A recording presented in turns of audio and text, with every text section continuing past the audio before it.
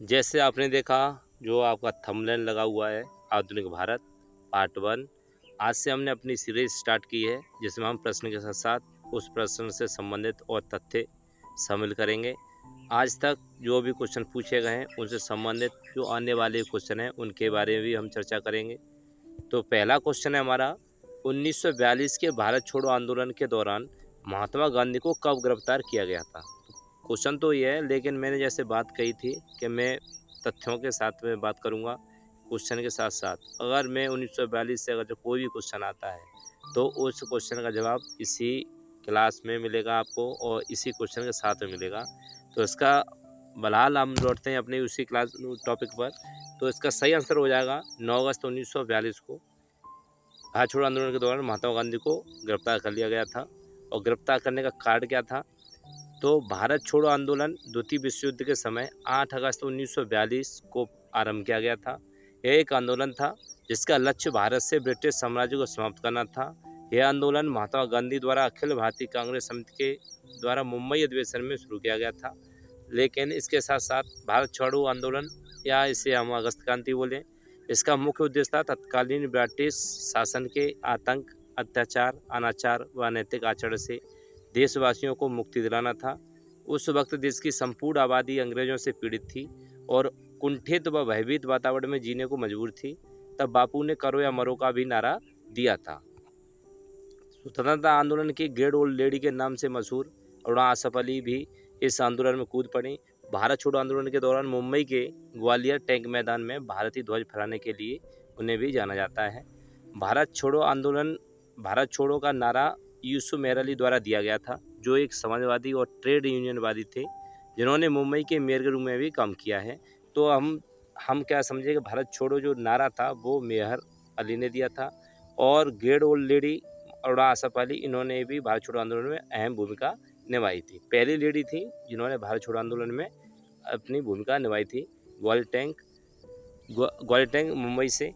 भारत छोड़ो आंदोलन क्यों विफल हुआ, इसके भी कुछ कारण रहे विफलता के। क्योंकि इसमें कांग्रेस सक्रिय थी और कांग्रेस नेताओं से कोई मार्गदर्शन नहीं मिला अन्य नेताओं से, क्योंकि सबसे प्रमुख लोगों को जेल में डाल दिया गया था, जिसमें महात्मा गांधी, जवाहरलाल नेहरू, वल्लभ भाई पटेल, जितने भी लीडर्स थे कांग्रेस के उनको सबको जेल में डाल दिया गया।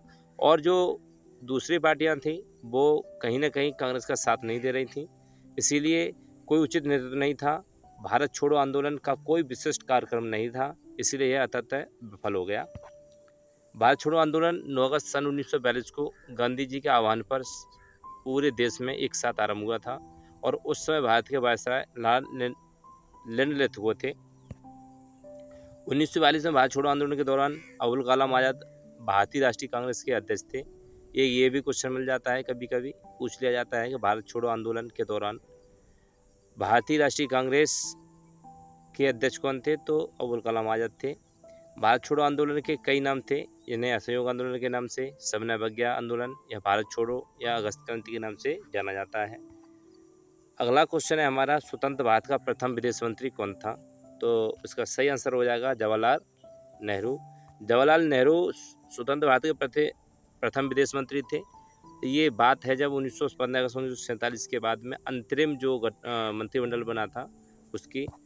पंडित जवाहरलाल नेहरू को देश का पहला प्रधानमंत्री चुना गया। देश की पहली कैबिनेट में सरदार वल्लभ भाई पटेल गृह मंत्री, सूचना व प्रसारण मंत्री बने। अबुल कलाम आज़ाद शिक्षा मंत्री बनाए गए। डॉक्टर राजेंद्र प्रसाद खाद्य एवं कृषि मंत्री। डॉक्टर जॉन मथाई रेलवे परिवहन मंत्री मंत्रालय दिया गया। और सरदार बलदेव सिंह को रक्षा मंत्रालय का पदभार दिया गया। देश के पहले कानून मंत्री बने डॉक्टर भीमराव अम्बेडकर को शामिल किया गया। ऐसे इन्होंने अपना मंत्रालय सेट किया। अगला क्वेश्चन है, जैसे कि रणजीत सिंह की राजनीतिक राजधानी लाहौर थी, मानते हैं। अगला यह से क्वेश्चन टर्न लेता है कि किस नगर को उसकी धार्मिक राजधानी कहा गया था। तो इसका सही आंसर हो जाएगा अमृतसर। पाकिस्तान आंदोलन की सफलता और 1947 में ब्रिटिश भारत के विभाजन के बाद लाहौर को पाकिस्तान के पंजाब प्रांत की राजधानी घोषित कर दिया गया। लाहौर का पाकिस्तान पर गहरा सांस्कृतिक प्रभाव भी है। जैसे 1524 से 1752 तक लाहौर मुगल साम्राज्य का हिस्सा था। लाहौर सम्राट बाबर के अधीन विकसित हुआ। 1584 से 1598 तक सम्राट अकबर महान और जहांगीर के अधीन रहा। ये शहर साम्राज्य की राजधानी के रूप में कार्य करता रहा। उसके बाद माना जाता है कि हिंदू धर्म मान्यताओं के अनुसार पाकिस्तान के लाहौर शहर का प्राचीन नाम लवपुर या लवपुर था, ये भी पूछा गया है। इस शहर को भगवान राम के पुत्र लव ने बसाया था। साथ ही यह भी कहा गया जाता है कि लाहौर के पास जो स्थित कुसूर नगर है वो कुश द्वारा बसाया गया था। अब इसका प्राचीन नाम कुसूर नगर का कुश नगर था। आज वर्तमान में इसे कुसूर नगर बोला जाता है। हम बात कर रहे हैं, लौटे अपने क्वेश्चन पे, तो अमृतसर की बात कर रहे थे, रणजीत सिंह की धार्मिक राजधानी, जिसे ऐतिहासिक रूप से रामदासपुर और बोलचाल की भाषा में अवरसर के नाम से भी जाना जाता है। लुधियाना के बाद भारतीय राज्य पंजाब का दूसरा सबसे बड़ा शहर है। ये पंजाब के माझा क्षेत्र में स्थित एक प्रमुख सांस्कृतिक, परिवहन और आर्थिक केंद्र भी है। यह सिख धर्म का सबसे पवित्र नगर है और यहाँ सबसे बड़ा गुरुद्वारा स्वर्ण मंदिर स्थित है। स्वर्ण मंदिर अमृतसर का हृदय माना जाता है। यह गुरु रामदास का डेरा हुआ करता था, क्योंकि ये अमृतसर की नींव गुरु रामदास ने डाली थी। हमारा अगला क्वेश्चन है, कांग्रेस की पहली महिला अध्यक्ष कौन थी? इसका सही आंसर हो जाएगा हमारा श्रीमती एनी बेसेंट। ये कांग्रेस की पहली महिला अध्यक्ष थी, जबकि भारतीय महिला कांग्रेस की पहली अध्यक्ष सरोजिनी नायडू थी। हम बात करेंगे कांग्रेस की पहली महिला अध्यक्ष की, तो श्रीमती एनी बेसेंट थी। हम ऐसे बारे बारे हम थोड़ी सी नज़र मार लें इस कांग्रेस पर, तो इसकी स्थापना 1885 में हुई थी। लॉर्ड डफरिन यहाँ के तब गवर्नर थे और अध्यक्ष पहली WC बनर्जी थे, और 1885 में बॉम्बे में इसकी मीटिंग हुई थी, क्योंकि कोलकाता होने वाली थी। कोलकाता में कहीं प्लेग के कारण और यहाँ पर 72 लोगों के द्वारा बॉम्बे में एक स्कूल में इसकी मीटिंग हो गई और एक इसकी स्थापना कर दी गई। दूसरा सत्र 1886 में रहता है, कलकत्ता अधिवेशन, यहाँ की अध्यक्षता दादा भाई नौरोजी ने की। तीसरा सत्र वर्ष 1887 में, यहाँ की स्थान का नाम मद्रास था और अध्यक्ष थे सैयद बदरुद्दीन तैयब जी, ये पहले मुस्लिम अध्यक्ष थे। चौथा सत्र होता है 1888 में, जगह का नाम इलाहाबाद, अध्यक्ष थे जॉर्ज यूल और जो पहले अंग्रेज अध्यक्ष थे। फिर अगला होता है 1896 में, ये इंपॉर्टेंट है, बाद बीच वाले मैंने स्किप कर दिए हैं। ये जगह कलकत्ता में होती है। अध्यक्ष यहाँ पर रहीमतुल्ला सयानी थे, जो रविंद्रनाथ टैगोर द्वारा जो पहला राष्ट्रीय गीत था वंदे मातरम, वो गाया गया। 1906 में कलकत्ता अधिवेशन होता है, इसमें अध्यक्ष थे दादा भाई नौरोजी। 1911 में भी होता है, जो कोलकाता से दिल्ली राष्ट्रीय राजधानी बुलाया गया।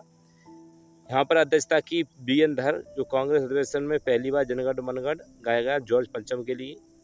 1917 में कलकत्ता जगह थी और अध्यक्ष रहे एनी बेसेंट, जो कांग्रेस की पहली महिला अध्यक्ष रहीं। 1925 में कानपुर जगह थी और अध्यक्ष की सरोजिनी नायडू, जो भारत की पहली महिला अध्यक्ष थी। भारतीय वर्ष 1927 में मद्रास जगह थी और अध्यक्ष रहे डॉक्टर M.A. अंसारी, और वर्ष 1929 में लाहौर अधिवेशन में अध्यक्ष जवाहरलाल नेहरू। यहाँ पूर्ण स्वराज का प्रस्ताव रखा गया और इसके साथ साथ 26 जनवरी 1930 को 26 गणतंत्र दिवस मनाने की भी बात कही। हमारा अगला क्वेश्चन है, कलकत्ता, मद्रास तथा बम्बई में उच्च न्यायालय निम्नलिखित में से किस बादशाह के कार्यकाल में अस्तित्व में आए? अस्तित्व में आने का मतलब है रेगुलेटिंग एक्ट आया बाद में, तो यहाँ पर उससे पहले जो बिल्डिंग बनाई गई तो वो आए थे जॉन लॉरेंस के कार्यकाल में। अब जॉन लॉरेंस के बारे में कुछ जान लें हम, तो जॉन लॉरेंस भारत के गवर्नर जनरल रहे थे। इनका कार्यकाल 1864 से 1869 तक था। इनके समय में कुछ महत्वपूर्ण कार्य हुए, जैसे कि पहला, कलकत्ता, मुंबई और मद्रास में हाईकोर्ट की स्थापना। दूसरा, हेनरी चैम्बरलेन की अध्यक्षता में उड़ीसा में अकाल आयोग का गठन। तीसरा, भारत में इंग्लैंड के बीच समुद्री टेलीग्राफ सेवा का प्रारंभ 1865। चौथा काम हुआ था कैंपबेल अकाल आयोग का गठन। पाँचवा हुआ था 1865 में भूटान के साथ युद्ध और भूटान का पूर्ण विलय। छठवां इनका प्रमुख कार्य है, तो इन्होंने अफगानिस्तान के संदर्भ में कुशल अकर्मण्यता की नीति का पालन भी किया। हमारा अगला क्वेश्चन है, आधुनिक भारत में सामान्यतः स्थानीय स्वायत्त शासन का अग्रणी इनमें से किसको माना जाता है? तो इसमें से सही आंसर तो हो जाएगा रिपन।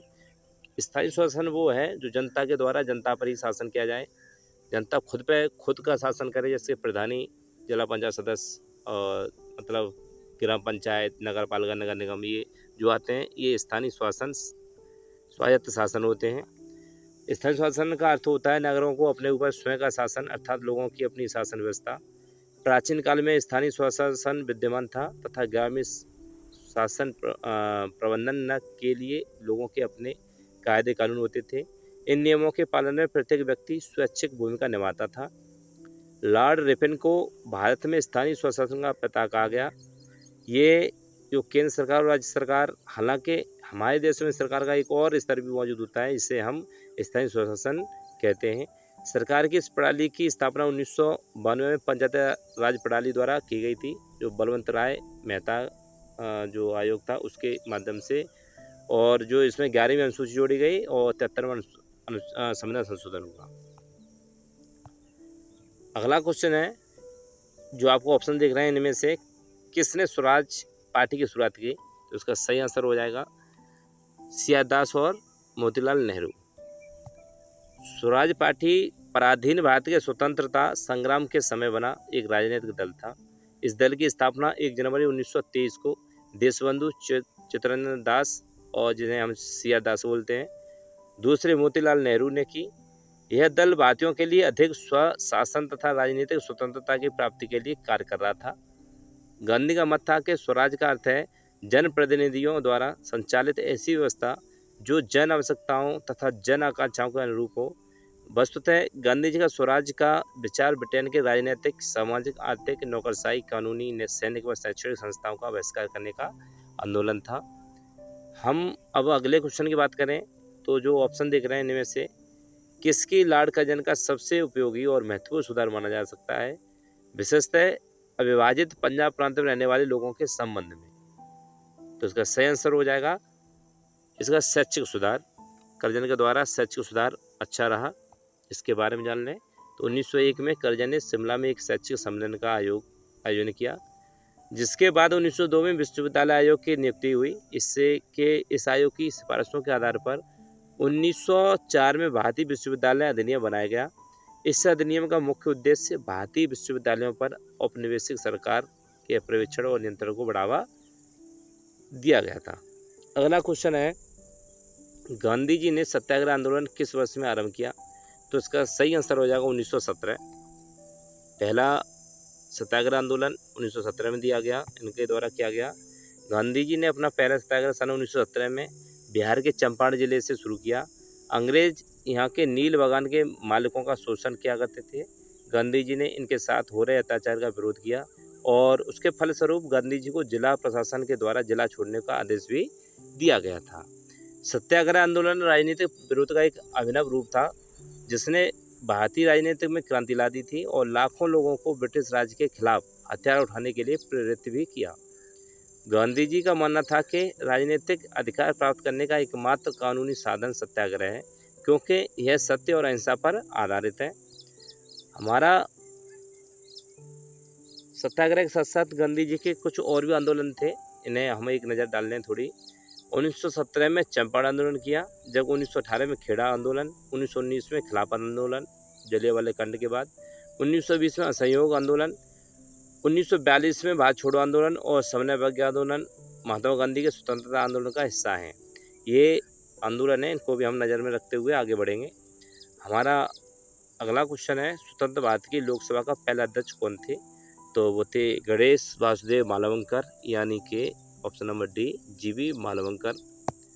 मालवंकर 26 नवंबर 1949 को अंतरिम संसद के अध्यक्ष बने। मालवंकर अंतरिम संसद की पूरी अवधि तक अर्थात 1952 में प्रथम लोकसभा के गठन होने तक उसके उपाध्यक्ष बने रहे। मीरा कुमार की बात करें तो भारत की पहली महिला लोकसभा स्पीकर रह चुकी हैं। जब हम बात करें दूसरी दलित नेता की, तो दूसरी दलित नेता जिया मेसी जो बाली होगी, ये दूसरी दलित नेता हैं जो इस पद पर पहुंच चुकी हैं। हम बात करेंगे ओम बिरला को सर्वसम्मति से 17वीं लोकसभा का अध्यक्ष चुना गया। अब 18वीं लोकसभा चल रही है 2024 में, इस इलेक्शन जून के इलेक्शन के बाद, तो 17वीं के हम याद रखेंगे ओम बिरला। अब देखते हैं कौन से चुने जाएं आगे। तो आज की हमारी क्लास यहीं तक रही। तो इसे क्लास को मुझे लगता है आपके लिए बहुत इंपॉर्टेंट रहेगी, क्योंकि मैं इस आधुनिक भारत की 25 सीरीज करने वाला हूँ। ये पहली सीरीज है, तो बने रहे मेरे साथ।